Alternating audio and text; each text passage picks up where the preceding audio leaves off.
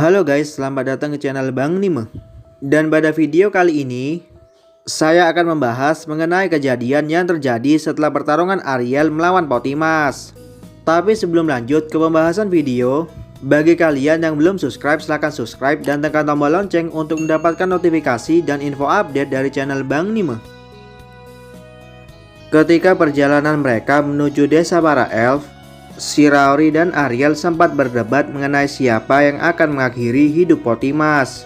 Baik dari mereka tidak memiliki niat untuk mundur, karena masing-masing dari mereka memiliki urusan yang harus diselesaikan dengan Potimas. Apalagi Shiraori merasa akan lebih aman jika dirinya yang melawan Potimas, karena mereka tahu jika Shiraori jauh lebih kuat daripada Ariel.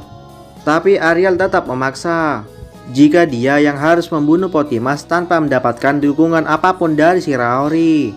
Di saat itu Shiraori mengatakan kepada Ariel jika mungkin dia akan mati. Tapi Ariel mengatakan jika dia tidak akan menyesalinya jika itu untuk membunuh Potimas. Di waktu itu Shiraori benar-benar tidak dapat menggoyahkan keinginan Ariel, karena dia telah bertekad untuk menghabisi Potimas meski harus mengorbankan nyawanya. Lalu Shiraori memberitahukan pesannya jika Shiraori tidak akan memaafkan Ariel jika dia mati, dan akan meninggalkan planet yang mereka tinggali pada detik Ariel mati, sehingga Ariel harus kembali dalam keadaan selamat agar semua rencana mereka tidak sia-sia. Sambil tertawa dengan tangisan di matanya, Ariel mengatakan baik jika dia akan kembali. Setelah mengkonfirmasi otoritas penguasa Diligent yang merupakan otoritas penguasa milik Potimas telah kosong, Shiraori masuk ke dalam UFO milik Potimas dan terus berjalan sampai dia bertemu dengan Ariel yang duduk di suatu kursi mengoperasikan sesuatu dan mengatakan jika semuanya telah berakhir. Shiraori mengatakan jika dia mengerti sambil melihat monitor yang ditunjukkan Ariel mengenai rencana pendewaan Potimas menggunakan para reinkarnasi. Dari sudut pandang Shiraori, mungkin Potimas telah putus asa karena tidak peduli berapa banyak poin pengalaman yang Potimas kumpulkan dari jiwa-jiwa yang ada di dunia ini. Tapi Potimas tetap tidak bisa melewati batasannya dan berevolusi menjadi dewa. Karena itu Potimas menggunakan cara lain, yaitu dengan menggunakan jiwa manusia dari dunia lain untuk membantu dirinya berevolusi menjadi dewa. Walaupun tidak diketahui apakah rencana itu akan berhasil, karena saat ini Potimas telah mati. Apalagi menurut Shiraori, kemungkinan rencana pendewaan Potimas memiliki keberhasilan yang sangat kecil. Tapi dalam pikirannya, Shiraori merasa tidak berhak untuk berkomentar, mengingat jika Shiraori telah melampaui batasannya dan berevolusi menjadi seorang dewa. Apalagi dia merupakan salah seorang dari reinkarnasi yang merupakan kunci dari rencana Potimas. Bahkan Gulia menganggap jika Shiraori merupakan seorang jenius. Meskipun Shiraori menggunakan kemampuan dari sistem, tapi itu tidak mengubah fakta jika dia telah berevolusi menjadi dewa. Bahkan mendapatkan nama dari salah seorang dewa tingkat tinggi, yaitu Di, yang memberikan nama Shiraori kepadanya. Lalu setelah itu Ariel bertanya mengenai apa yang terjadi. Shiraori menjawab jika semua elf telah dimusnahkan, kecuali Miss Oka dan elf lain yang bukan merupakan ras elf murni, sehingga yang tersisa hanyalah kapal UFO yang mereka masuki saat ini. Lalu Ariel mengatakan kepada Shiraori jika dia telah menepati janjinya untuk tetap hidup dan menyerahkan sisanya kepada Shiraori untuk menyelamatkan dunia dan Dewi Sariel. Lalu setelah menghabiskan malam, Shiraori terbangun dengan perasaan campur aduk. Dia merasa apakah pilihan menyerahkan peran membunuh Potimas kepada Ariel merupakan hal yang benar, atau seharusnya dia memaksa Ariel untuk menyerahkannya kepada Shiraori.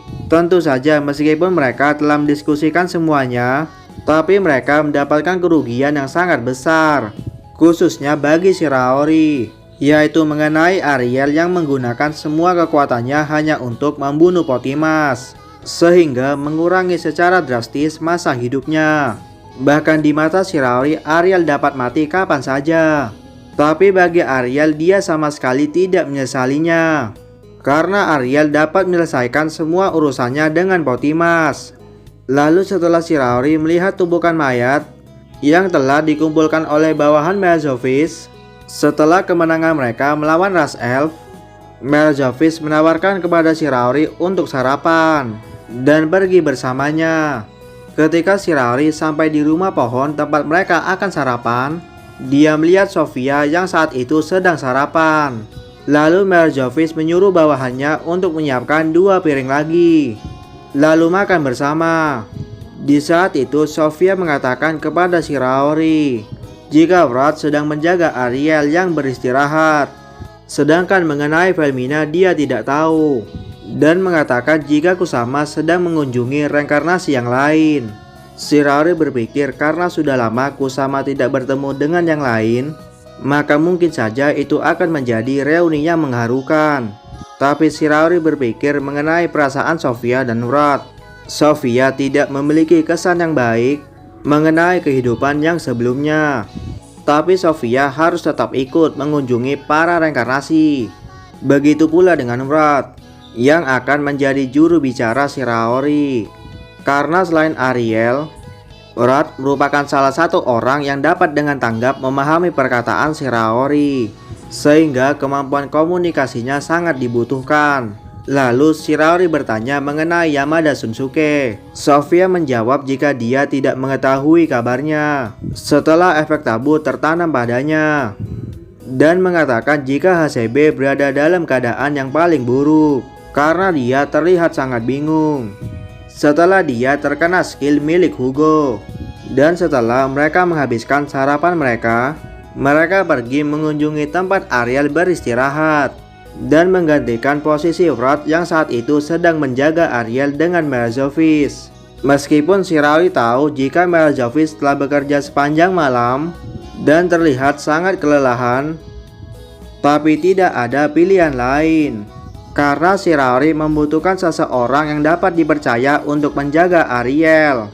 Ketika Shiraori, Sofia, dan Wrath pergi mengunjungi para reinkarnasi. Ketika mereka sedang berjalan mengunjungi rumah yang didiami oleh para reinkarnasi, Shiraori mulai merasa enggan karena dia harus bertemu dengan mereka, serta berpikir jika itu bukan kewajibannya dan berniat untuk tidak pergi. Tapi segera Wrath menangkap basah Shiraori dengan mengatakan apakah dia memikirkan sesuatu yang buruk, dan pada akhirnya memutuskan untuk menemui para reinkarnasi. Di saat itu Shiraori sudah sampai di depan pintu rumah pohon yang didiami oleh para reinkarnasi dan membuka pintu. Tapi dengan segera Shiraori menutup kembali pintunya karena melihat Ogiwara dan Kusama yang terikat bersama. Awalnya Shiraori menganggap jika dia terkena ilusi, tapi dia merasa apakah mungkin ada orang yang cukup kuat untuk membuat ilusi di depan Shiraori. Lalu membuka kembali pintunya, di mana pandangannya tidak salah mengenai Ogiwara dan Kusama yang terikat bersama, yang mencoba untuk menjauh. Jika tidak, bibir mereka akan saling bersentuhan. Tapi ketika mata Kusama melihat Shiraori, dia langsung meneriaki namanya, sehingga mata reinkarnasi yang lain tertuju kepada Shiraori. Di saat itu, Kudo yang merupakan ketua kelas di kehidupan mereka yang sebelumnya menyapa Shiraori dan orang yang ada di belakangnya, yaitu Sasajima Kyoya dan Negishi Shoko.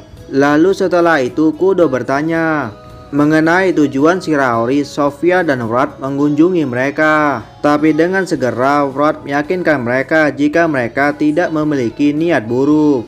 Meskipun Miss Oka tidak percaya, tapi Wrath meminta para reinkarnasi untuk setidaknya percaya jika mereka bukanlah musuh, dan kedatangan mereka kemari adalah untuk membicarakan sesuatu. Lalu setelah itu Shiraori dan yang lain duduk bersama para reinkarnasi, yang di saat itu Shiraori menjadi pusat perhatian karena menjadi orang yang berbicara. Lalu Shiraori menjelaskan dengan panjang lebar mengenai keadaan yang saat ini mereka alami. Di saat itu Sofia dan Wrath terkejut dengan tindakan yang dilakukan Shiraori, karena mereka telah menghabiskan banyak waktu bersama, sehingga mereka terkejut karena Shiraori mau menjelaskan sesuatu dengan menyeluruh. Bahkan Shiraori sendiri juga ikut terkejut ketika melihat dirinya mampu berbicara. Shiraori mengatakan jika itu adalah mode Wakabahiro, yang merupakan mode di mana Shiraori menirukan cara bicara Wakabahiro. Tapi jujur saja, Shiraori tidak ingin menggunakan mode itu, karena sama saja dengan Shiraori mencoba untuk meniru Di, yang merupakan suatu aib baginya. Lalu ketika mereka melanjutkan diskusi, Yamada datang setelah terbangun akibat efek dari tabu. Baiklah, sekian video kali ini. Kurang lebihnya mohon maaf dan terima kasih telah menonton. Assalamualaikum warahmatullahi wabarakatuh.